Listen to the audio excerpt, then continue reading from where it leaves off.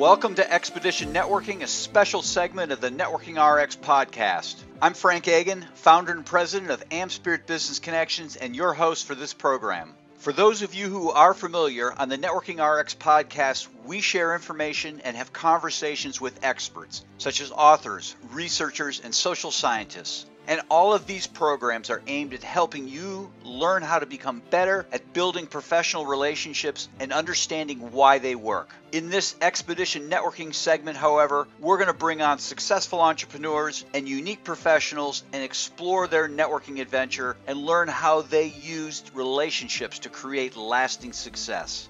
Today on Expedition Networking, we have Pieter Limburg. He is the founder and CEO of Mobilo card, the smart business card for people who want to make a great first impression. I'm sure we're going to talk a little bit about that. I hope we're going to talk a little bit about that because that really fits with the program. In the late 90s, Pieter started off as an internet hustler with various eBay shops and building tailor-made PCs. Back in 2004, retail was starting to see online disruption, and Pieter turned around an old-fashioned photo camera store from analog to digital, building one of the first online and offline hybrid formulas. And it was a big hit, and revenue grew quickly with that. In 2012, he sold that company and made the switch to 3D printing services. He had a bureau and a marketplace called Shapeways. At first, he was taking care of EMEA supply chain, putting in place management reporting, lower cost and lead time, and scaling from a handful of vendors to 50 plus. And then later joined the MT in New York City to head up growth, sales, and business development. What's MT? Management team. Okay. Joined the management team. Okay, great. At any rate, after almost 6 years at Shapeways, it was time for a change. And through some consulting and failed startup projects, this led him into the launch of Mobilo, which we're going to talk about here. So, Pieter, with that, I've butchered that totally, maybe not totally, but welcome to the program. Fantastic. What a warm welcome. So glad to be here, Frank. Well, let's talk about the smart business card and I guess let's just step back and what got you from, I got how you got from cameras to 3D printing, but then what was the impetus for this? This was kind of I guess from my perspective, it's like, okay, this is kind of random, but from your perspective, it probably totally made sense. Yeah.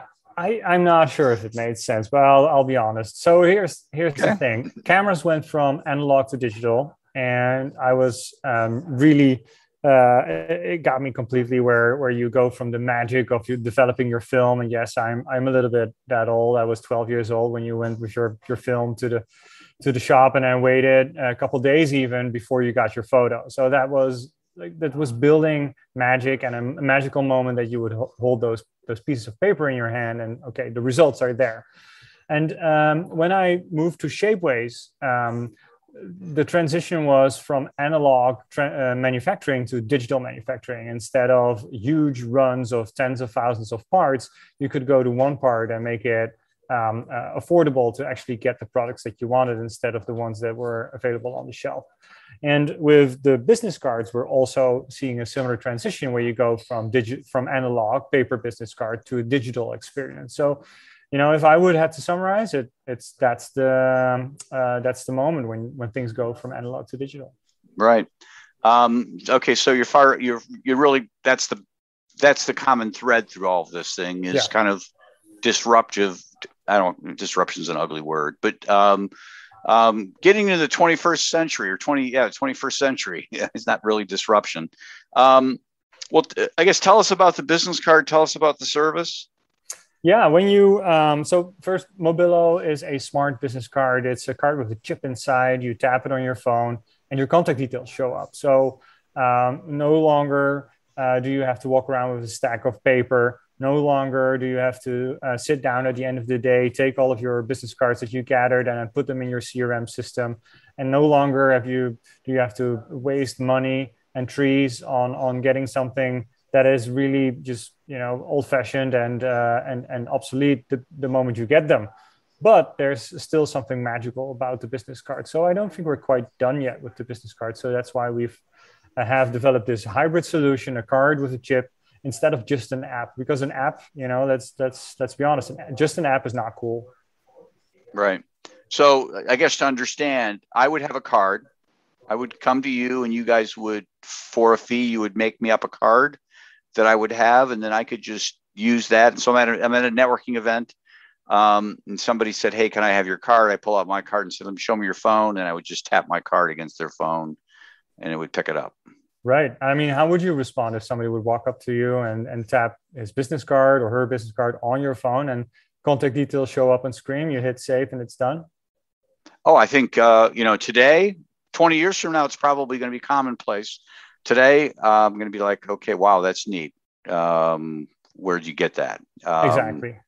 So first of all, you stand out. And even though that wasn't the reason why we developed, because I'm a practical guy, but it wasn't why I started the company, but it was certainly something that even surprised me of when we did our first research. So after the first customers came in, we did a survey and said, "Hey, why did you buy this card?" And more than half of the people that bought our card said, "I wanted to stand out. I want to be different. I want to be remembered." Okay. Is this card, let's say I'm working for company A, or I want to change the card. Do I have the ability to change the card? Obviously, with analog printing, with ink on paper, something changes. A woman gets married, you get a new degree, you get a new phone number, email. You have 1,000 cards that are just worthless. Absolutely. It wouldn't surprise you that over 60% of the business cards that get ordered are not because people ran out of business cards, but because information changed, a phone number changed, a last name changed, an email address changed, an office location changed, the title changed. There's so many reasons. And we just throw away, boom, like you said, 1,000 paper business cards is nothing. Yeah. So here you have the ability to change it. You just, go ahead. Yeah, there's a companion app with the card, and the moment you have a different email address or phone number, you go into the app, you update it, and immediately in real time, your card reflects the new information. Interesting. Is this a subscription service, or is it? We have two options. So let's go through the process. Please. So say you're in for a new business card. You go to the website, you can choose a $7 card that has our branding on it, which is really our trial package. So you get the card, we ship it to you the same day. In the meantime, you get access to the app, and then the app holds QR codes, so you can immediately use it over a video call. You put together your profile and upload a photo and customize it a bit, and that's it. You can place over 25 social channels on your card. You can link it to a presentation or any sales materials, anything you want. So by the time the card arrives in your mailbox, you have decided to get it with either the card alone or with a key fob or smart button to NFC accessories that you can use as well to tap on a phone. And so the moment it arrives, you tap the card on your phone and it shows your contact details. Now, would you like to get a customized card? You can get a classic card, which is made of a PET plastic, up to 8 times recyclable. You can get it completely customized with your current branding. So you just send us a photo of your old business card and we'll mock it up.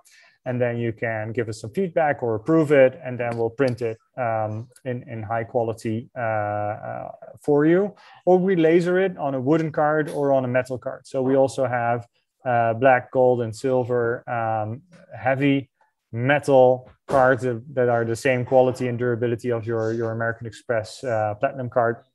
So really, if you want to stand out, that's also an option. Might you choose the wood card? Then we even plant a tree for every card that you buy. So we look for a circular economy and make sure that whatever we get from nature, we give back as well. And that's how it works. is there ongoing fee? Oh, yes. No, well, you can choose to get the one-time fee card. If you're on a team, so let's say you have 5, 10, 20, or 100 employees, you're interested in different features as well. So not just the management of your profile, but you'd like to see what are my colleagues up to, how active are they using their cards, where are they using their cards. Maybe you have an assistant that updates your information for you, or the HR department needs access to certain information, or even lock fields, right? Not everybody can call themselves a CEO. So that those are things that need to be regulated. So there's an annual fee there, and that helps you cover the administrational part, or an integration with your CRM. So if you have a HubSpot, Salesforce, Pipedrive, any of those customer relationship management tools, you can immediately connect whenever you receive contact information from somebody else. You can connect that and send it straight to your CRM, so you never forget to follow up. Interesting. I like the feature where you can kind of keep track of where people are using their card. Because, you know, in the networking world, I guess let me say it this way. I've had companies who've come to me and said, hey, can you help our team become more proficient at networking? And my response is always, yeah, I can come in and I can train people, but unless they are incentivized or there's some sort of intentionality and accountability, it may never happen. You know, people are incentivized on sales, you know, things like that, the end product, but they're not really doing the things that they need to do. And that becomes a problem when you have bigger ticket items like architectural services or something like that, where the sales cycle could be years, but they need to be out and they need to be doing things. And obviously, if it's just an insurance person, it's a whole nother situation. Yeah, no, and so activity is number one, right? I think that we can be fairly quick to assess that. If you don't actively go out and meet people, you're not networking, there's nothing happening. And for a salesperson, that's the thing number one to do. You have to be active. Now, the administrational part, that's what we're making easier. So making sure that everything's in your CRM and to follow up and follow through, because you know as much as I do, many people have this big drawer with all these business cards in there. Mm-hmm.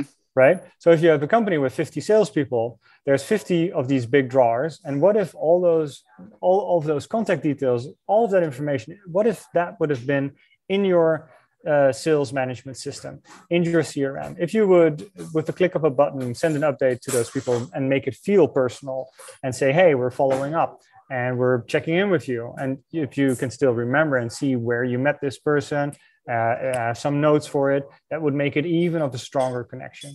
So that part, so we can fix networking, but we can make it a lot easier. We can make it a lot more pleasant, and we can take away the administrational part of it and really help you to follow up. And that's also the thing that I think is missing from, for instance, LinkedIn, which a lot of people tell me, hey, Pieter, we'll link on LinkedIn. And then I say, yeah, and then what? That's it. It doesn't go anywhere. Yeah.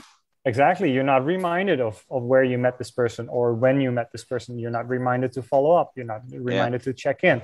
So this is really the social part of the networking aspect that we're trying to help take the pain away and make that seamless and easy for you. Well, let's switch gears here. Obviously, there are people listening. Hopefully, there are people listening. People do listen to this, Pieter, I swear, because I get commentary all the time from individuals, and we'll get this, this will be gotten out there. But there are people listening, and you're certainly interested in onesies, sales here, sales there. But that's not the highest and best use of your time. So, who are other people you're trying to connect with relative to this? Well, for me, really, it's an enrichment to meet new people and to really get different perspectives. I think that's really important. So whenever I meet people, and I love meeting new people, it can be on the train or on an airplane. It's always an opportunity when you walk in. I'm quick to make a quick chat. And I wasn't born that way at all. I had to really learn how to stick out my hand, walk up to somebody, say, hey, how are you doing? I might do it without the hand these days, but Sure. you get the idea.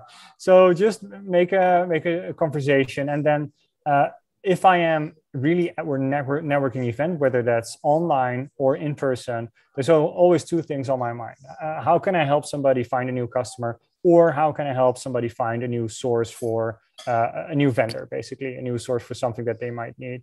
So if those are the two things that I always keep in mind, and if I can help somebody, then I'm sure they'll at some point will help me or ask me about what we do, what I do, and how they can help me. And that's what networking is always all about for me. It's about, how can I help people with my network? Who do I know that can help you or that can solve something for you? Are there certain people who are best suited for helping you penetrate the marketplace with this? I guess off the top of my head, like advertising agencies, certainly not printers. Printers, good God, they don't want anything to do with you. But or maybe that's wrong, but maybe you partner through them. I don't know.